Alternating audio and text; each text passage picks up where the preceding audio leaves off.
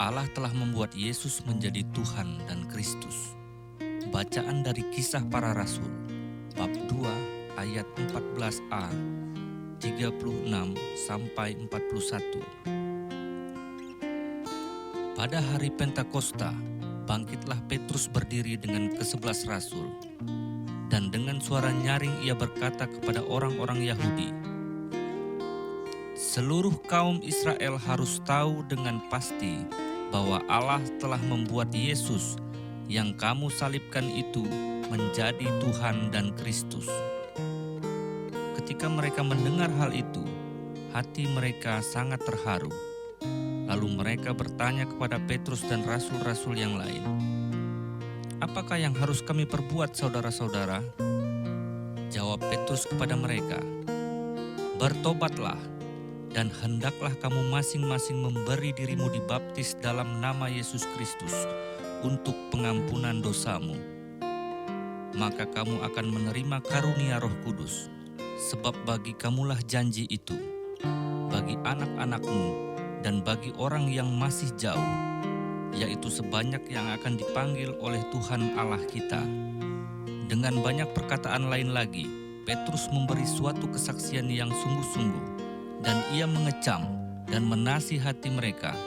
Katanya, "Berilah dirimu diselamatkan dari angkatan yang jahat ini." Orang-orang yang menerima perkataan Petrus itu memberi diri dibaptis, dan pada hari itu jumlah mereka bertambah kira-kira 3.000 jiwa. Demikianlah sabda Tuhan.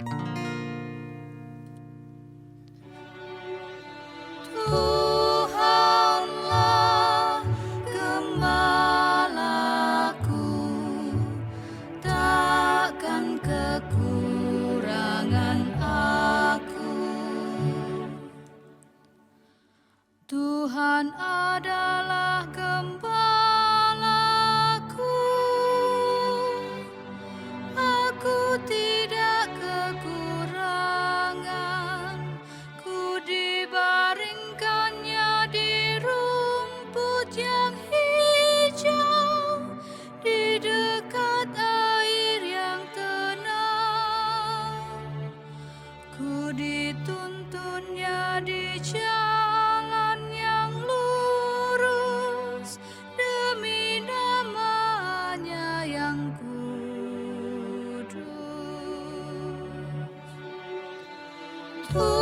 Tuhanlah gembalaku, takkan kekurangan aku. Sekalipun aku harus berjalan di lembah yang kelam, aku tidak takut akan bahaya, sebab Engkau besertaku. Sungguh tongkat penggembalaanmu, itulah yang menghibur aku. Tuhanlah gembalaku, takkan kekurangan aku. Kau siapkan hidangan bagiku di hadapan lawanku.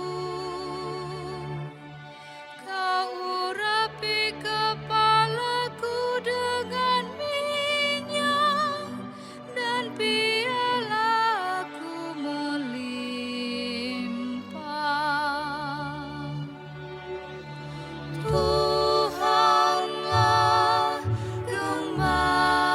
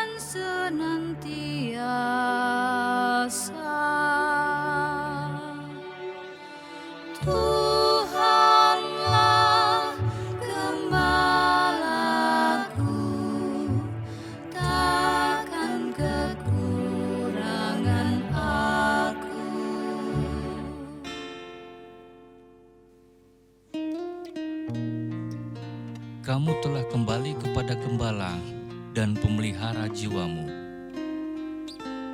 Bacaan dari surat pertama Rasul Petrus, bab 2, ayat 20b sampai 25. Saudara-saudara terkasih, jika kamu berbuat baik dan karena itu harus menderita, itu adalah kasih karunia Allah.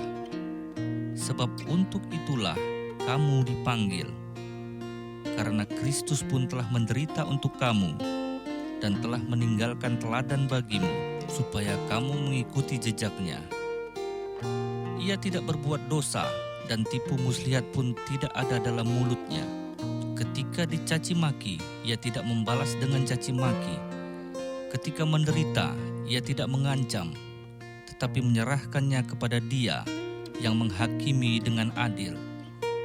Ia sendiri telah memikul dosa kita di dalam tubuhnya di kayu salib, supaya kita yang telah mati terhadap dosa, hidup untuk kebenaran. Oleh bilur-bilurnya kamu telah disembuhkan, sebab dahulu kamu sesat seperti domba, tetapi sekarang kamu telah kembali kepada Gembala dan pemelihara jiwamu. Demikianlah sabda Tuhan.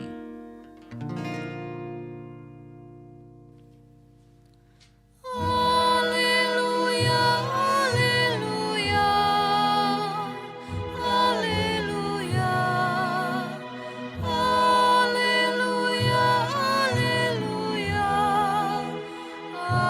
haleluya. Akulah gembala yang baik. Aku mengenal domba-dombaku, dan domba-dombaku mengenal aku.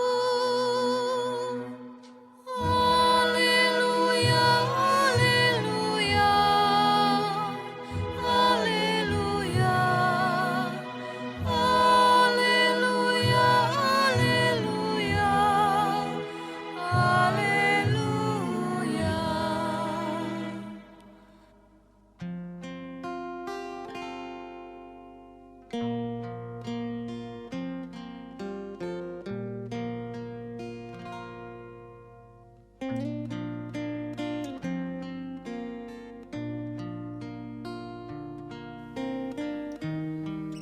Akulah pintu kepada domba-domba.